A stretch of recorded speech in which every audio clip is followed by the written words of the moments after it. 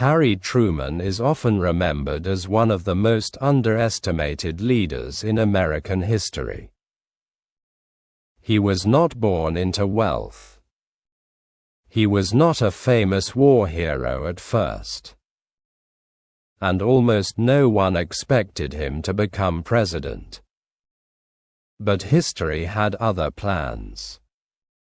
Truman's story is about hard work, failure, resilience, and rising to power when the world needed strong leadership the most. Harry Truman was born on May 8, 1884, in Lamar. His full name was Harry Truman, where the S did not stand for a single name. It was a compromise between his grandfather's names. He grew up in a simple farming family.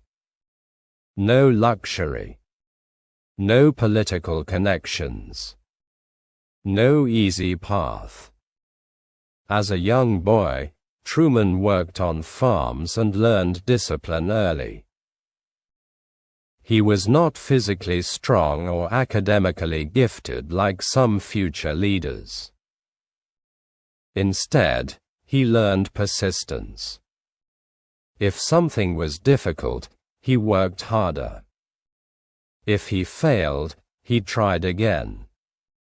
That mindset would define his entire life. His parents, John Anderson Truman and Martha Ellen Young Truman, raised him with strict values: honesty, responsibility, and hard work. Truman loved reading and history, but college was not an option for him. His family could not afford it. So instead, he went straight into working life. He tried different jobs: railroad work, bank jobs, and farm labor. Nothing glamorous. Nothing easy. But he never gave up. Then the world changed, and so did Truman's destiny. When World War I began, Truman joined the military. He served in the United States Army. He was not a natural soldier at first. But he proved something important: leadership is not about strength. It is about responsibility. Truman became an artillery officer and led his men in battle. His unit respected him because he was fair, disciplined, and brave under pressure. After the war, he returned home with a new sense of direction. He entered politics in Missouri. Not as a celebrity. Not as a powerful figure. But as a local public servant. Slowly, he built a reputation for honesty and efficiency. He became a judge, then later a United States Senator. In Washington, he was not seen as a major political star. In fact, many underestimated him. He was quiet, simple, direct. But that simplicity would become his greatest strength. Then came the moment no one expected. In 1944, Franklin Roosevelt chose Truman as his vice presidential running mate. Most Americans barely knew him. Even many politicians were surprised. Truman himself was shocked. He had not been part of the inner circle. He was not a national figure. But Roosevelt believed he was reliable. And that decision changed history. Because just months later, Roosevelt died suddenly in 1945. And Harry Truman became President of the United States. a man few people knew, now held the most powerful job in the world. When Harry Truman suddenly became president in 1945, he was completely unprepared for the scale of responsibility. He had not been part of Franklin D. Roosevelt's inner circle. He had not been fully briefed on many secret projects. And now, overnight, he was leading a nation in the final stage of World War II. The pressure was enormous. Millions of lives depended on his decisions. The war in Europe was ending. But the war in the Pacific was still extremely brutal. American forces were fighting island by island against Japan. Casualties were rising every day. Military leaders warned that invading Japan could cost hundreds of thousands of American lives. Truman faced a horrifying question. How do you end a war faster, without losing even more lives? Then came the most controversial decision in modern history. In August 1945, Truman authorized the use of the atomic bomb. The first bomb was dropped on Hiroshima. Days later, another bomb was dropped on Nagasaki. The destruction was unimaginable. Entire cities were destroyed. Hundreds of thousands of lives were lost or changed forever. It was one of the most difficult moral decisions ever made by a United States president. Truman believed it would end the war quickly and prevent a costly invasion of Japan. And indeed, shortly after, Japan surrendered. The war was over. But the world had changed forever. The nuclear age had begun. Peace did not last long, because a new conflict was already forming. After World War II ended, tensions between former allies began to rise. The United States and the Soviet Union quickly became rivals. This new global struggle became known as the Cold War. Truman found himself at the center of a completely new type of conflict. Not a traditional war, but a political, military, and ideological struggle that spread across the world. He introduced the Truman Doctrine, a policy designed to stop the spread of communism. He supported countries resisting Soviet influence.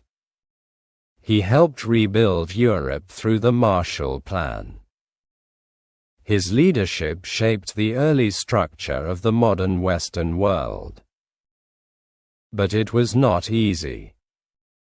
Truman faced criticism at home. Some Americans disagreed with his decisions. Others questioned his leadership style.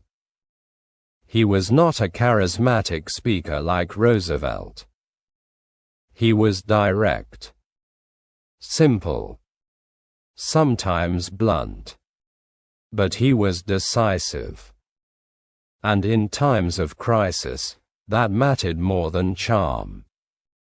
One of his most dramatic decisions came just a few years later. In 1948, Berlin became a flashpoint in the Cold War. The Soviet Union blocked access to West Berlin, trying to force the Allies out. Truman responded with one of the most successful humanitarian operations in history, the Berlin Airlift. For months, American and Allied planes delivered food and supplies to millions of people trapped in the city. It was a battle in the sky instead of on the ground. And it worked. The blockade failed. The city survived. Truman had proven something important. Even without war, leadership could win peace. By the end of the 1940s, Harry Truman had transformed from an unknown politician into one of the most influential world leaders of the century. But his presidency was not over yet. Far from it. More challenges were coming: war in Korea, political battles at home, and decisions that would define his legacy forever. After stabilizing post-World War II tensions, Harry Truman faced another major global crisis. A new war broke out, far from Europe, but deeply connected to the Cold War struggle. It was the Korean War. North Korea, supported by communist allies, invaded South Korea. Suddenly, the United States was pulled into another military conflict. Truman had to act quickly. The world was watching again. He decided to send American forces under the United Nations to stop the invasion. It was not an easy decision. There was no perfect option.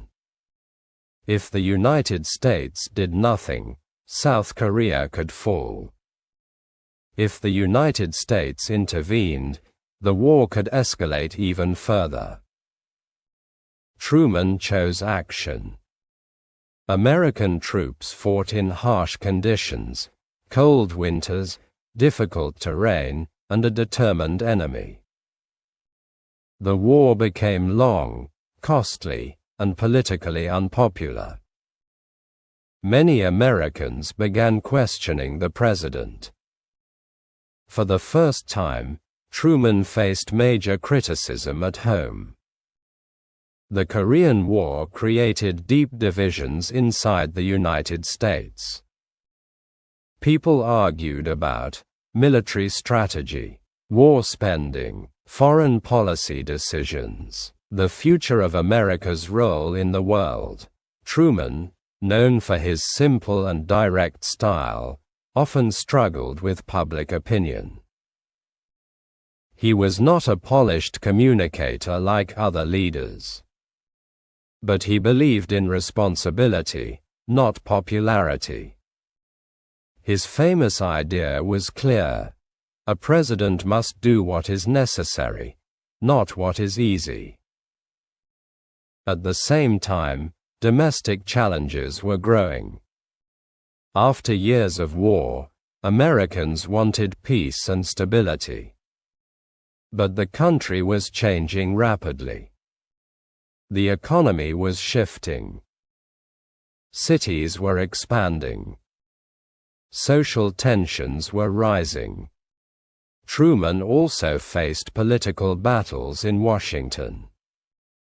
Opposition in Congress made it difficult to pass reforms. Still, he continued pushing forward. He supported civil rights initiatives, even when they were controversial at the time. He believed in equal rights and began laying early foundations for future reforms. This made him both respected and criticized. But despite the pressure, Truman was shaping America's future in ways many people did not realize. In foreign policy, he helped define America's global leadership role. The United States was no longer isolationist. It was now a world superpower. Truman strengthened alliances with Europe. He supported the creation of international security systems. And he maintained a firm stance against Soviet expansion during the Cold War. Over time, historians began to see his leadership differently. At first, many underestimated him. Some even criticized his decisions harshly during his presidency. But later analysis showed something important. Truman made some of the most critical decisions of the 20th century. He ended a world war. He helped shape the nuclear age. He defined early Cold War policy. He supported rebuilding a broken world. By the end of his presidency, Harry Truman left office in 1953. He returned to private life without wealth or luxury. He did not become a celebrity president. He lived simply, quietly, and modestly. But his legacy was already secure. Because history had begun to understand something important. The ordinary man from Missouri had become one of America's most important leaders. Not because he was perfect, but because he made difficult decisions when it mattered most.